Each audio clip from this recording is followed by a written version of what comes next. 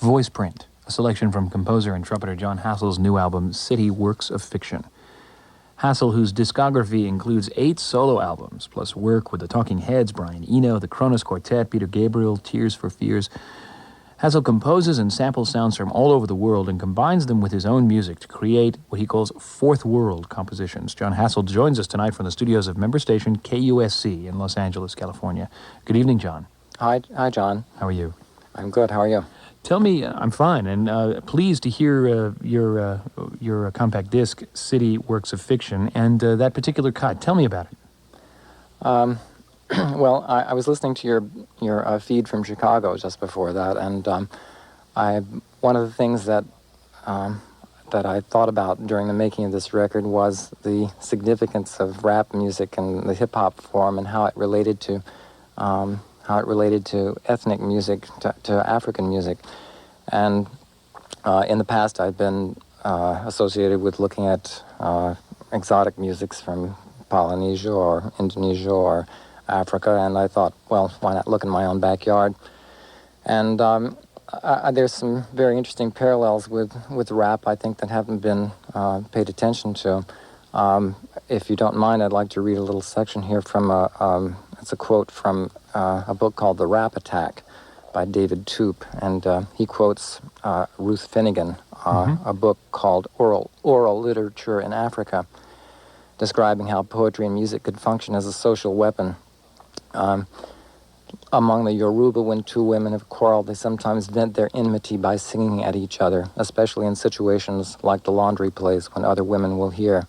Abusive songs against ordinary individuals are also sometimes directly used as a means of social pressure, enforcing the will of public opinion. In the Savannah belt of West Africa, this social pressure is embodied by the caste of musicians known as griot. The griot is a professional singer, in the past often associated with a village, but now increasingly an independent gun for hire, who combines the function of living history book and newspaper with vocal and instrumental virtuosity.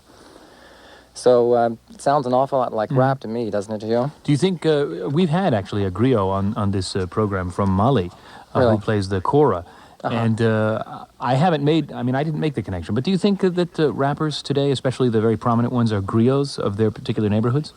I do, and I think once one sees that this is a long, long tradition, oral gymnastics, think of even back as far back as 1929, also information from this book, a black comedian named Pigmeat Markham had this routine, the Here Come the Judge routine, which later was picked up by Rowan and Martin, as usual needing a kind of a white window through which to see elements which arose in black art. And I think it's very, once one sees that these things have a reason for being, then I think it becomes much more understandable what's going on. To say, sorry, go ahead. No, you use African chanting. I mean, just to get back to your piece, you use these materials in constructing the piece Voice Print that we just heard. Yeah. This I made that connection. The voices that you hear in there are actually they're extracts of Maasai tribesmen speaking. Their words are sometimes spliced together so that it's not really it's a language which really doesn't exist, but it's using their vocables.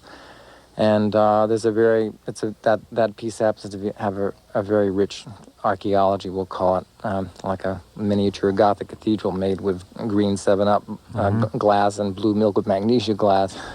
Balinese Chang, Maasai tribesmen voices, The Blind from the Facts vocal sample comes from Public Enemy's record, Takes a Nation of Millions to Hold Us Down, I think is the title. It will continue the archaeology. Iranian Zarb drum, Hausa crowd at a boxing match.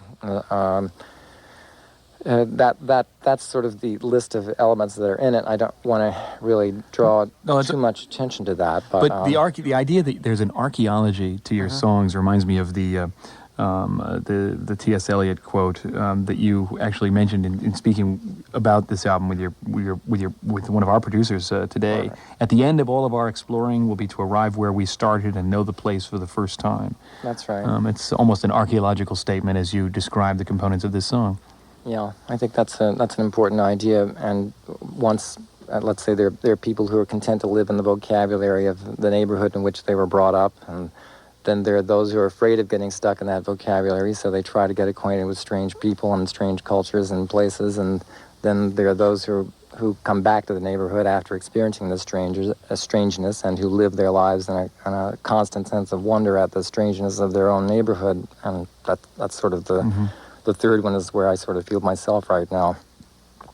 Well, the next piece we're going to hear is called Empire 4, which you released in 1983. Tell us a little bit about that, and then we're going to take a break and hear the song.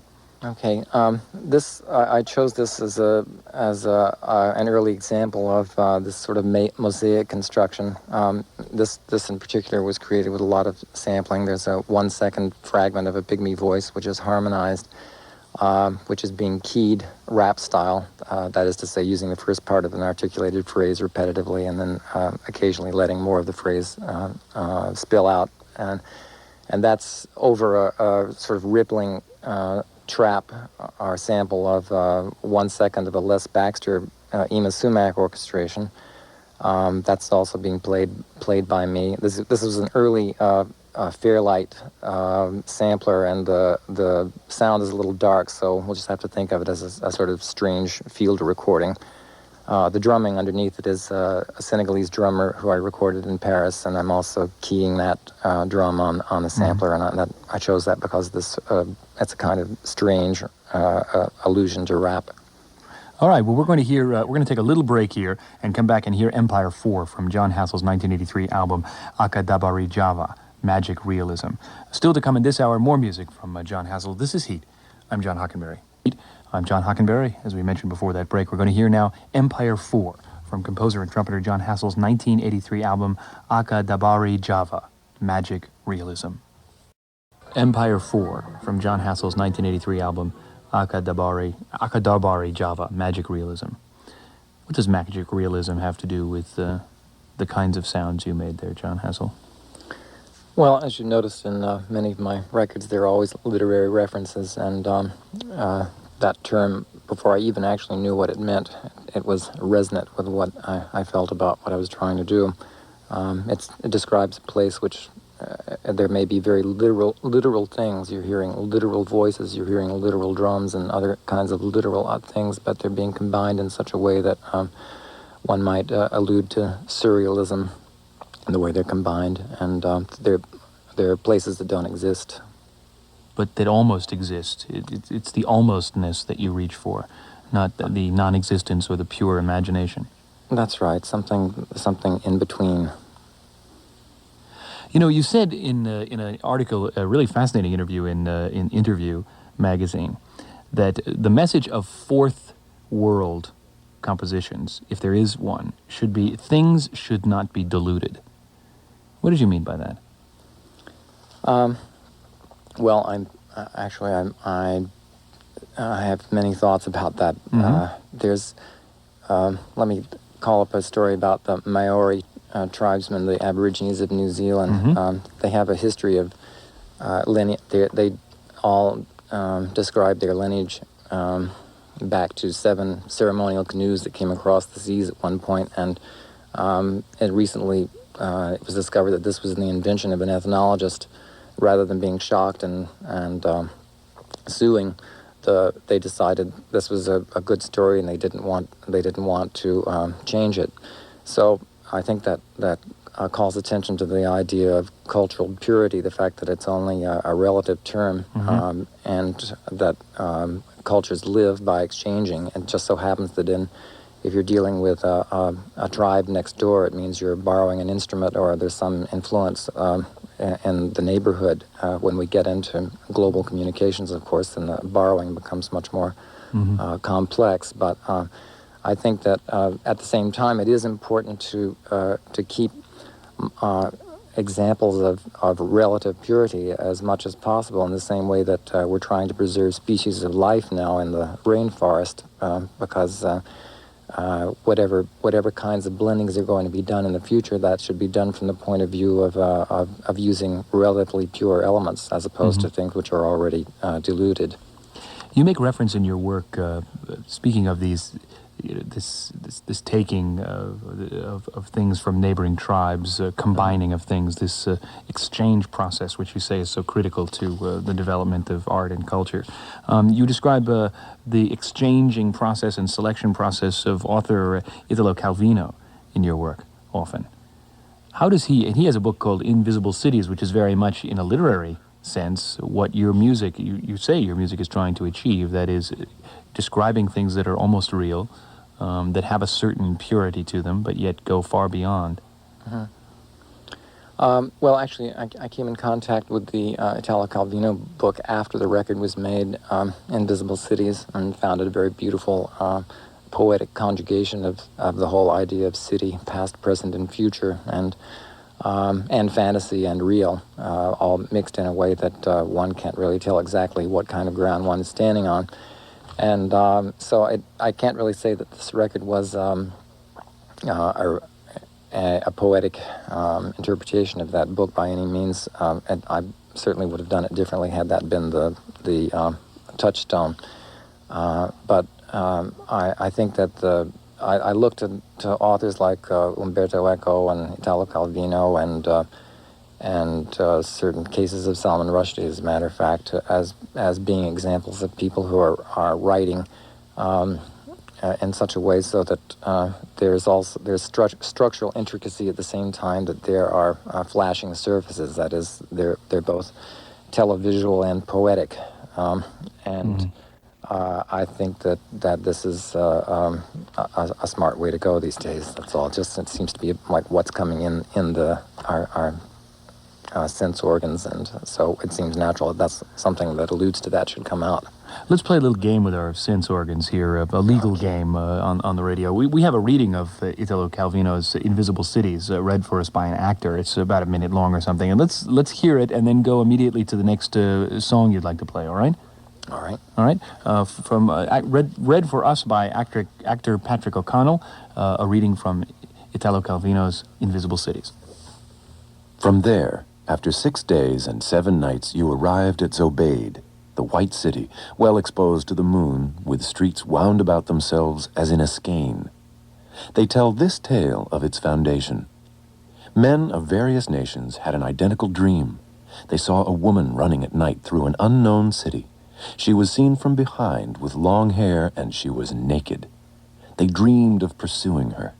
As they twisted and turned, each of them lost her. After the dream, they set out in search of that city. They never found it, but they found one another. They decided to build a city like the one in the dream. In laying out the streets, each followed the course of his pursuit. At the spot where they had lost the fugitive's trail, they arranged spaces and walls differently from the dream, so she would be unable to escape again. This was the city of Zobaid, where they settled, waiting for that scene to be repeated one night. None of them, asleep or awake, ever saw the woman again. The city's streets were streets where they went to work every day, with no link anymore to the dreamed chase, which, for that matter, had long been forgotten. New men arrived from other lands, having had a dream like theirs, and in the city of Zobaid they recognized something of the streets of the dream, and they changed the positions of arcades and stairways to resemble more closely the path of the pursued woman, and so at the spot where she had vanished, there would remain no avenue of escape. The first to arrive could not understand what drew these people to Zobaid, this ugly city, this trap.